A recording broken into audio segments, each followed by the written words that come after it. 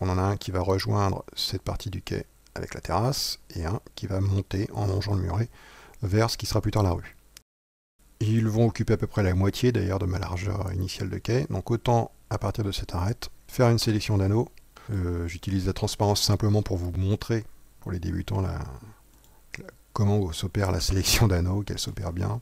Même si par la suite, même si vous n'êtes plus débutant, ça reste, je le fais parfois aussi par instinct, un bon moyen de contrôler que votre sélection d'anneaux est complète, que vous n'avez pas pour X ou Y raison une sélection partielle, généralement à cause d'une modélisation où vous auriez peut-être alternativement des carrés, des quads et des triangles.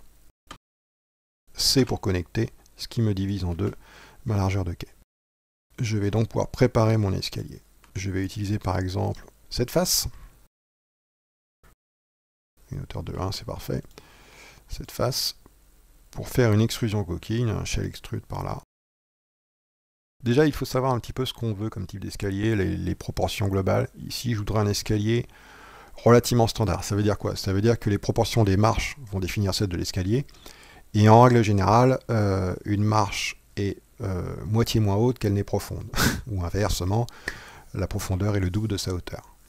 Je pense même que les architectes se basent sur une convention entre guillemets idéale, 16-32, à savoir que théoriquement, en tout cas pour les intérieurs, la hauteur d'une marche idéale est censée être de 16 cm et sa profondeur idéale de 32.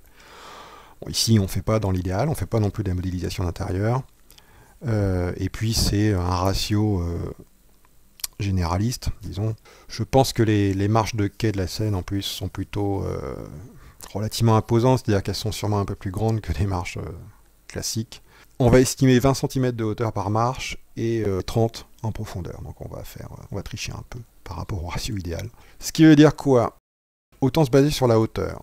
On a, entre la hauteur du quai et celle de la terrasse, on a une hauteur, en prenant 2 points, grâce à Wings, il nous indique la distance entre 2 points sélectionnés. 2 mètres. Donc on a 2 mètres de hauteur, ce qui n'est pas absurde pour justifier un escalier.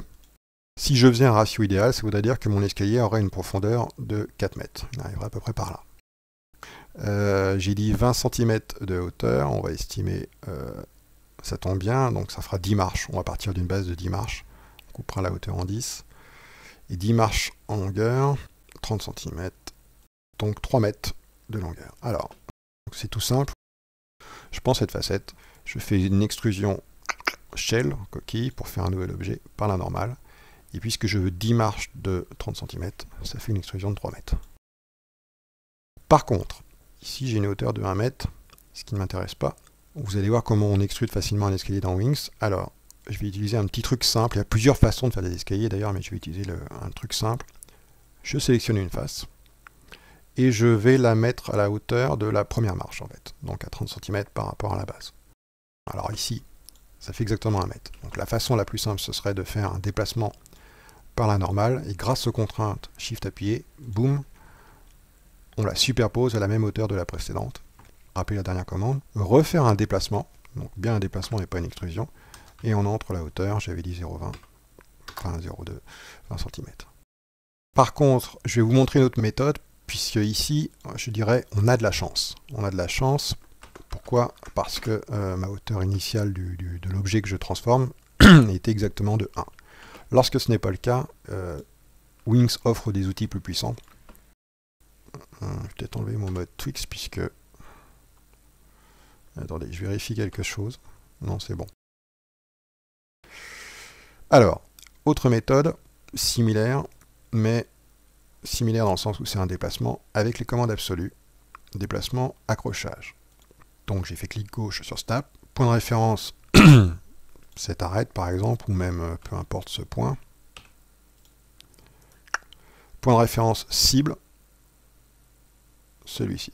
Ça veut dire quoi? Ça veut dire qu'en fait, accrochage, Wings, imaginez une sorte de main invisible qui va saisir cette face, puisque c'est ma sélection d'origine, à partir de ce point, et qui va la déplacer vers le point cible de destination. Hein. Clic droit pour exécuter, boum. Donc même résultat que tout à l'heure, mais par contre, si j'avais eu, je ne sais pas, une hauteur de 0,479 000, peu importe, j'aurais pas pu utiliser les contraintes comme tout à l'heure avec Shift, et donc la commande Snap, Wings calcule tout seul. De nouveau, un simple déplacement par la normale, un move normal, et cette fois-ci, avec la touche Tab, j'entre 0,2.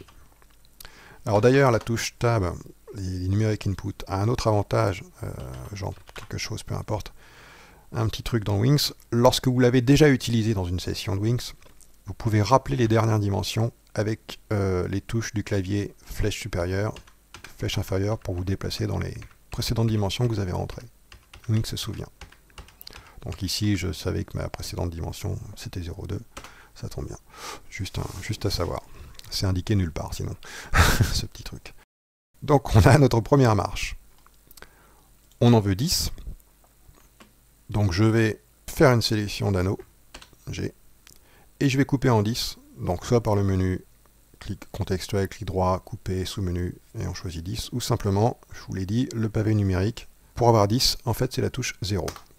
Tout à l'heure, on utilisait 3, on utilise 0, on coupe en 10 parties égales. C pour connecter. Pour faire un escalier, on va simplement faire des extrusions classiques par la normale. Ici, ou par Y, puisque ici, la normale, on sait qu'elles sont parfaitement alignées vers Y. Donc pour cela, par exemple, je vais sélectionner cette arête. Ici, c'est une bonne façon de s'entraîner à faire des sélections rapides de facettes via, comme ici, des sélections d'arêtes. C'est-à-dire que je fais en fait une sélection d'anneaux partiels. Partiel puisqu'il ne me fait pas tout le tour de l'objet, simplement entre les deux arêtes initiales, avec G, et ensuite avec le raccourci F pour convertir en face. J'ai ma sélection de face. Donc vous pourriez vous dire, mais pourquoi prend-il autant de temps pour nous montrer des trucs aussi simples? Vous pourriez tout simplement faire un pen select, mais je vous le montre pour deux raisons. Lorsque plus tard vous serez plus aguerri, je pense, j'ose croire, j'ose espérer que vous utiliserez le mode tweak, et parfois en mode tweak, à moins d'avoir un peu d'entraînement, il est délicat de ne pas faire du pen select sans risquer de déplacer les objets. Donc la méthode que j'ai montrée peut être plus sûre. Deuxième raison, lorsqu'on n'a pas des formes aussi simples, aussi régulières, mais qui ont des courbes, la méthode qui consiste en fait à utiliser les conversions de sélection, sélection d'anneaux partiels, conversion en face, peut être également très rapide, voire plus rapide. Fin de cette énième parenthèse, pardonnez-moi.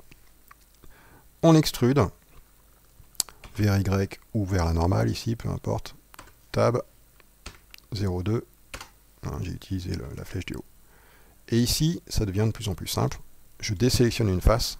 Shift D qui est raccourci par défaut pour répéter la dernière opération avec les mêmes paramètres, c'est-à-dire avec la même portée de 0,2.